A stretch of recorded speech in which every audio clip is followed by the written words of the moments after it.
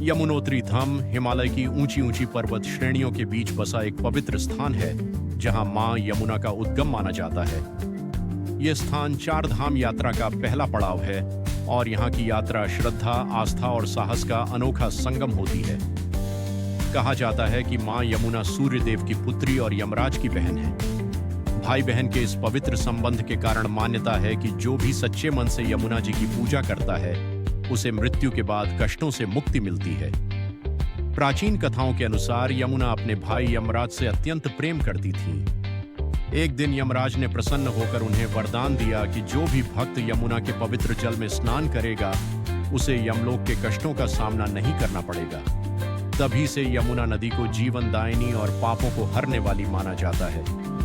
यमुनोत्री के पास स्थित चंपासर ग्लेशियर से यमुना नदी का वास्तविक उद्गम होता है, लेकिन कठिन रास्तों के कारण श्रद्धालु मंदिर तक ही पहुंचकर पूजा करते हैं। मंदिर का निर्माण 19वीं सदी में महाराजा प्रताप शाह द्वारा कराया गया था, जिसे समय समय पर प्राकृतिक आपदाओं के बाद फिर से बनाया गया।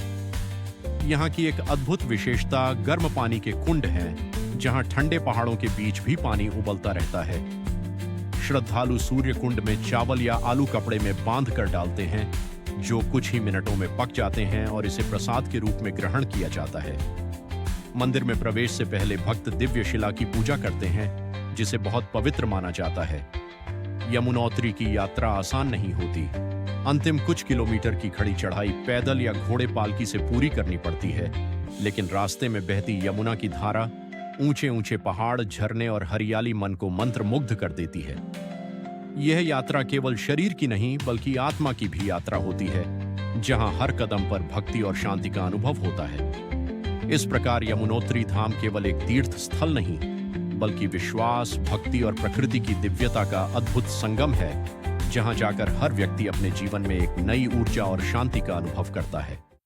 वीडियो अच्छी लगी तो लाइक एंड सब्सक्राइब कीजिए और हमारे उत्तराखंड आइए और मां यमुनोत्री के दर्शन कीजिए।